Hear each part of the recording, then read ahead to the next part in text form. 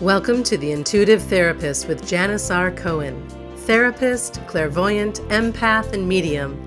Listen in as she takes a no-nonsense deep dive into real human struggles and how to resolve them.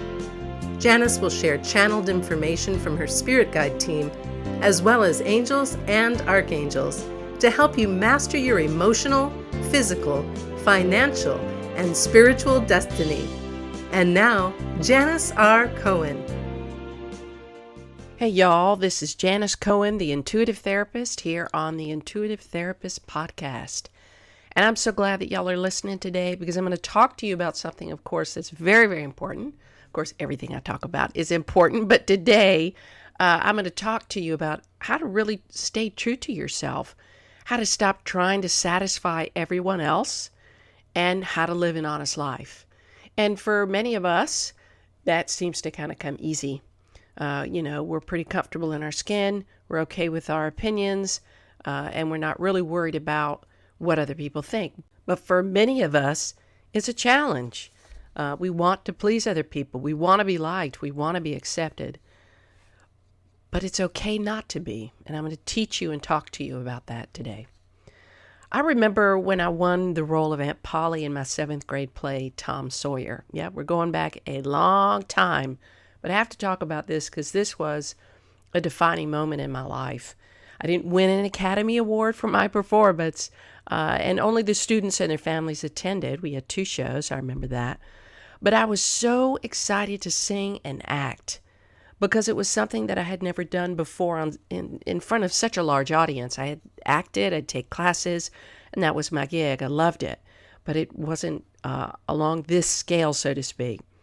And I did my best 12-year-old impression of a woman, Aunt Polly, in her 30s, who was parenting her 10-year-old nephew, Tom Sawyer.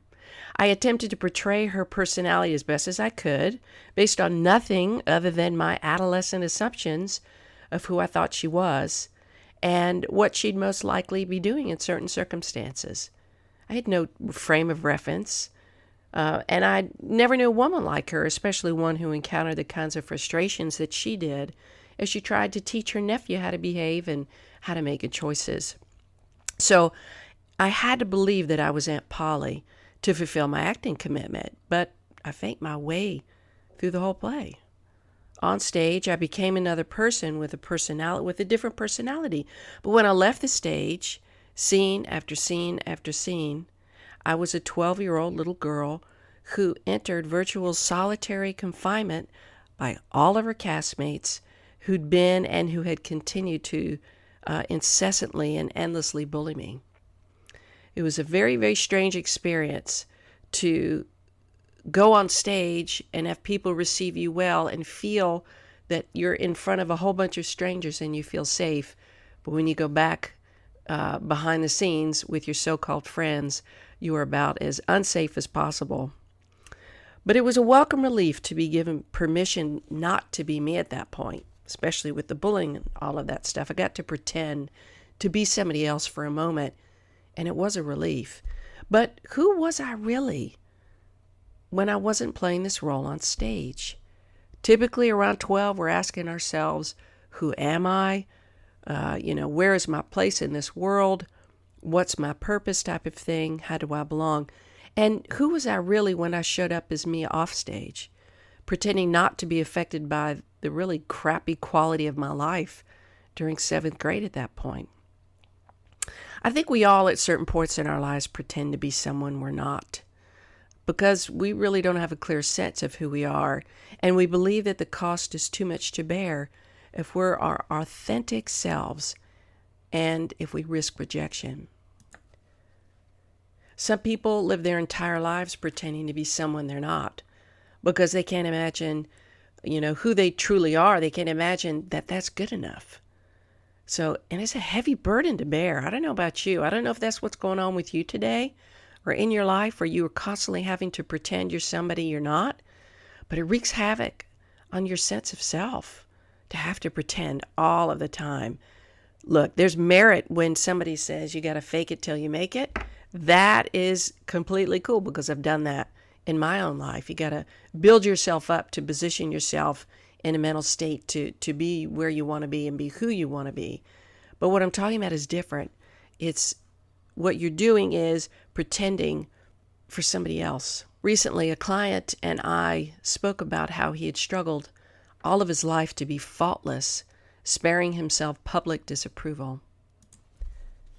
He grew up with a very militant father and a very critical but weak mother. His parents never established a sense of emotional safety for him. So he lived his life feeling anxious and uncertain and disconnected with the truth of who he was. They just never encouraged him to figure that out, let alone allowed him to feel that he was safe and loved. So because of this, he overcompensated professionally. He is a very successful person in his company, and while he's an expert in his field, he still has panic attacks before every sales phone call and every board meeting. His scared child state takes over, and until we began working together, he never knew how to calm that inner child, that part of himself, to create emotional safety and security for himself. Fortunately, over time, he has a strong desire to grow, and he's made great strides in his personal growth by learning to silence those voices that tell him he isn't good enough because they've been plaguing him for his whole life. But in order to do that, he needed to purge those parts of him that kept himself scared and uncertain. Many religions have confession practices. For some, it's talking to a priest.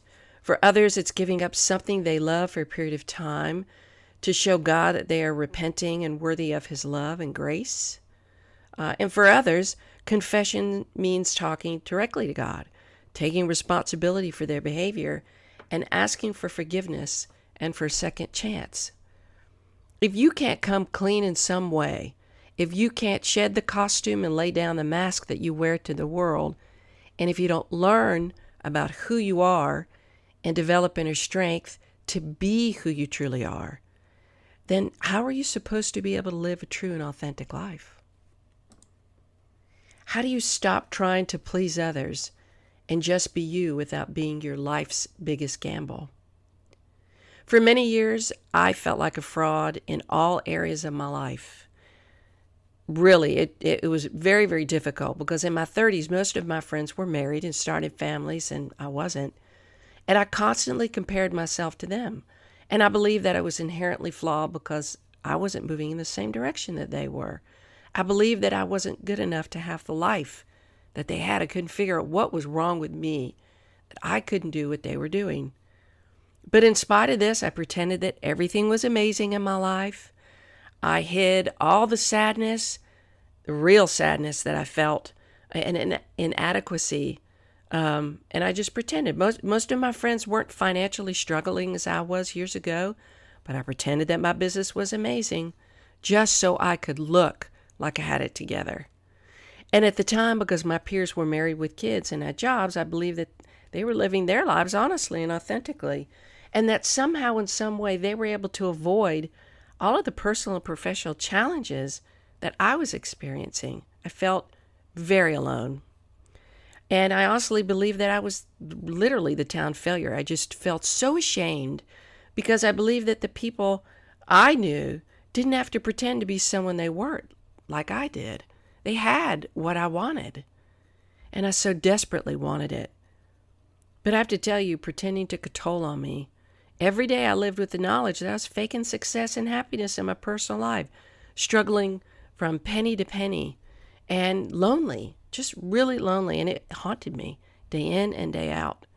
And that demon showed up in my professional life too. When I would tell a client how they can improve their life by giving them sound and effective advice that I wasn't putting into practice in my own life, I prayed that I wouldn't let them know that I was full of shit. I prayed that they wouldn't find out that I was struggling, just like they were. And each time I prayed, I uttered words of wisdom to them. And it was good stuff, really. And it helped them because they did it. I prayed that they wouldn't find out that my life was a sham and that I was as desperate for love, financial stability, and self-confidence as they were. But one day changed all that for me.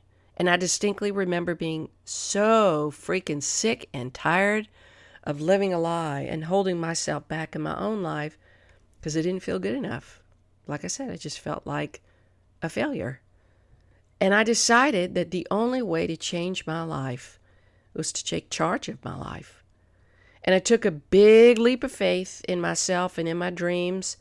And I began to invest in myself and in my future through learning, from Masters of Change, from enrolling in programs that would help me propel myself professionally and personally, from facing my own demons head on. That was tough. And from that moment that I made that decision to live for myself, I've never looked back, and I've never encountered that shame again. I stopped pretending to be somebody I wasn't, and I began to live my life for me, not for the approval of my family or friends or clients. I didn't care about that anymore. When I did that, my life seemed to fall into place. But it was tough. All of my fearful buttons were pushed, and I felt like I tripped up more times than I had hoped. But as fate and my own internal drive to live authentically would have it, slowly but surely, I began to not only create a life that I loved, I turned my whole life around, but I also became the most honest version of myself that I have ever been. And I no longer felt scared of being found out, and I no longer felt scared of having to do or be or have anything else that anybody else did or had. So I exorcised those fraudulent ghosts that had haunted me for most of my life, and I got to know who I really was, flaws and all, and I started to actually honor myself. I learned how to accept those parts of me instead of hating them.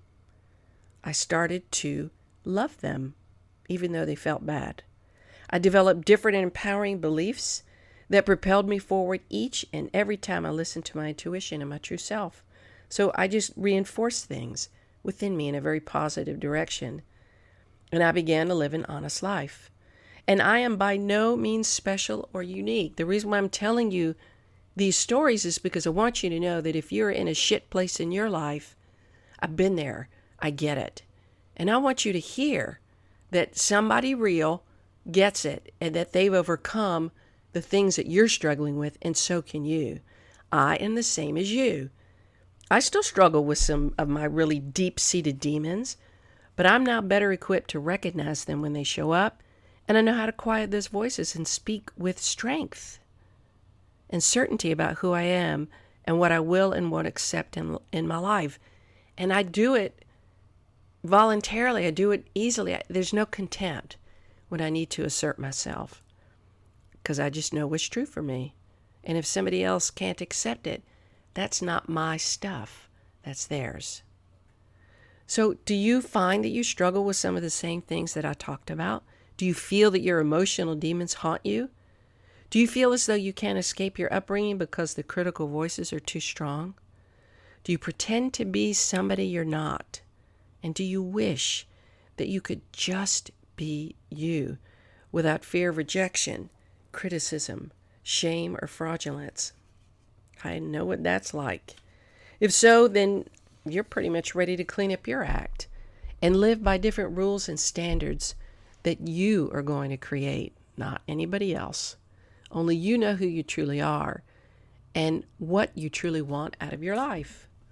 So if I can do it, like I said, you can too. And I'm going to teach you how to do that today. So you're going to learn how to practice good life hygiene. And I mean it, good life hygiene. And that involves getting clear about what motivates you to do and say the things that you do, as well as consciously choosing how you want to show up every single day for yourself, not anybody else. You are going to get to know one of the most powerful forces in your life, your intention. If you're on social media, you like watching TV, listening to the radio, I bet you've heard about all those products that are out there to cleanse your system and benefit your organs, so that your body is going to be as healthy as possible. Juice cleanses, lemon water cleanses, whatever all that stuff is. Well, believe it or not, there's such a thing as an intention cleanse. And I want you to know about this concept that I've developed. So when you hide your real motives and your true nature to play it safe, you're essentially keeping yourself a secret. And you're hiding and keeping those critical voices alive. You give them power. And you know what? You feel deceptive, as I did. And it takes an enormous amount of energy to pretend to be somebody you're not. When we do that, we start to falter in other areas of our lives. So much so that our bodies start to absorb the wear and tear of our emotional turmoil. And our immune system starts to weaken. And we risk our personal and professional relationships when we pretend. I don't know about you, but if you're somebody who has a lot of aches and pains, but emotionally you don't think you have anything going on, let me just tell you, your body is the number one alert system that you have that will let you know what's working and what isn't. You have a crick in your neck, pain in your back. There's a book by Louise Hay, who unfortunately she just passed. Amazing, amazing woman. She's done so much for the spiritual and metaphysical community. She has a book, You Can Heal Your Life. And in it, in the back, she gives all of these symptoms, bodily symptoms, head to toe, and tells you what emotion is behind it, what belief is behind it, and what shift in belief that you can make to rid yourself of that energy in your body. So really, your body is the number one alert system, and it does take everything on that we emotionally deny. So it's actually pretty cool. The degree of risk that we assign to being ourselves seems far more powerful, right, than the risk of pretending, doesn't it? But that's actually pretty much backwards. People find out, y'all, they can actually feel the difference between pure motivation and what I call a murky motivation. Because when people sense your ulterior motives, they can become turned off. Like, especially people, all of a sudden they feel like, ew, she's full of it. He's full of it. He's pretending. And your cover is going to be blown. The very thing you fear will happen. No matter how good you think you are at hiding it, there's always going to be somebody that's going to know. The risk you think is there of being yourself, it really it's not about being rejected. It's in being found out for not being your true self. That's the difference. The risk you take is about actually being accepted for who you are, warts and all. And that scares the shit out of a lot of us. That sounds impossible, doesn't it? To be accepted just as you are. Live for approval and people disapprove. Try to control people and you lose control. Pretend to be perfect and you risk being caught by folks who will abhor your pretense and perfection more than your imperfections themselves. It's a lose-lose situation, y'all. But you can change that. You can clean up your life, get rid of your demons, and I'm going to teach you how to do what's called an intention cleanse. So if you want to get out a piece of paper and a pen, you can. You can listen to this again. There's 6 steps I'm going to go through. Okay, so the first step is I want you to think about a situation or an interaction, just whatever it is. It can be any interaction that you're going to have relatively soon or in the days to come that involve other people. Maybe you're meeting somebody for lunch. Maybe you're going to work in your office, attending a party, whatever it is. We'll just call this interaction activity. We'll call it X. Okay, step 2. Ask yourself the actor's question. Think about this upcoming activity, the thing you're going to do. So ask yourself, what is my intention and motivation for doing this? So remember when I talked to you about Aunt Polly, I had to literally become her or pretend what I thought she was or who she was. So I had to ask myself, what's my motivation in playing this character just like actors do? Take a moment to really think about it. What is your intention and motivation for doing this upcoming activity? So don't just accept the first thing that pops into your mind. Really identify why you are doing this and be brutally honest with yourself. So there might be several reasons why you're going to do what you're going to do. You want to go deep here and really get to the root of the motivation. For example, you may be going to lunch with someone because You want to be seen as somebody who's got it together. You dress up and you go to a fancy restaurant, or you can afford this, that, and the other. But really, you really want to connect with your friend on a deeper level and feel a sense of belonging. You may go to work to earn money. And you're saying, well, Janis, we all go to work to earn money. Yes, we do. But maybe the kind of work that you do is really about proving your worth to your parents, or where you're seen by others as significant because of the job title, the prestige, or the status it offers you. Maybe you're going to that party for drinks and the food, but really deep down, you really hope that you might meet somebody special. Pick the motivation that feels most true, your real core reason. Step 3. See if your real intention aligns with your apparent intention. Now that you've identified your true intention for doing what you're going to do, see if it matches up with your initial intention. Are you making it clear, or are you hiding it from others, even from yourself? Finish the statement. Okay, I made this statement, so I want you to finish it, and really don't hold back. This is just between you and you. All right, so just be real with yourself. So here's the statement. I let myself and others think the real reason I'm going to do X, remember that activity, is because blah, whatever it is, write that down. And then, based on what we talked about in step 2, is that really in alignment with what you truly are going, why you're truly going? So if your answers aren't in alignment, that's actually a very good thing.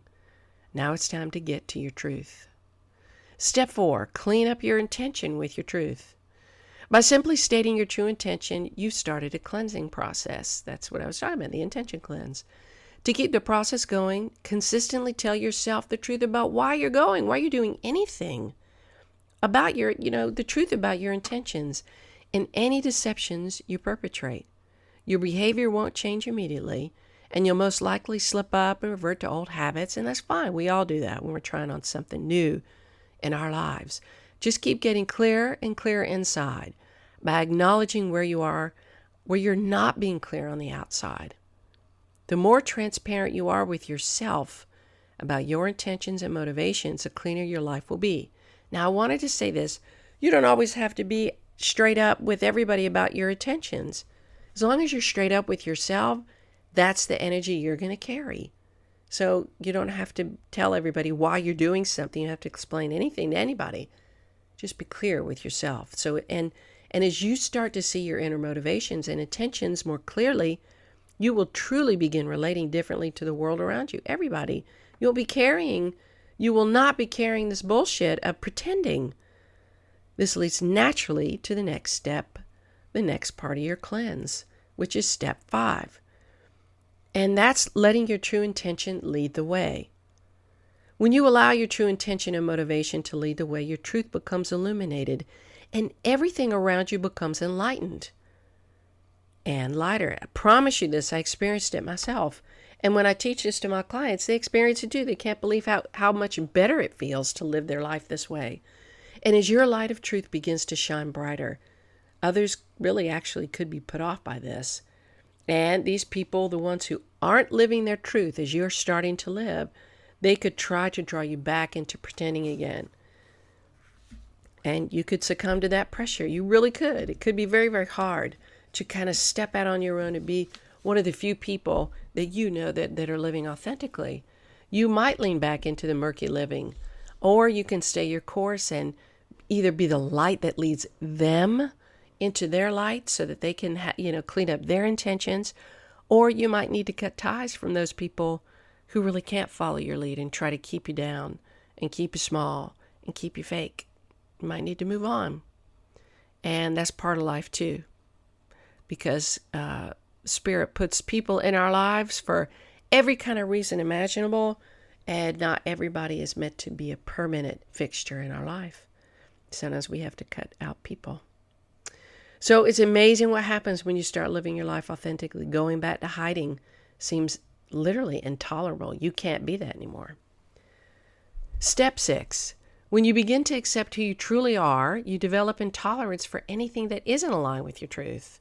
You can't. You can't be who you were. And anything that represents who you were, you're going to automatically reject it. It's almost like you become astute at spotting the false motivations in others because you know what it's like. You know what it looks like. You know what it smells like. It's as if you could see the old you in others. And just like our homes need deep cleanings, our teeth need regular hygiene, and our professional endeavors need a constant evaluation and recalibration, so do your intentions. Look, on a regular basis, just do intention checks with yourself, and you'll consciously and unconsciously steer yourself towards people and opportunities that support your ultimate goal and vision for your personal and professional life. How beautiful is that? This is just from taking one action, just being honest with yourself. Why am I doing something? Really, why? Am I exploiting opportunity? I remember years ago, it's like, I was friendly with somebody. I knew I could, if I formed an alliance with her, she could propel me in some way.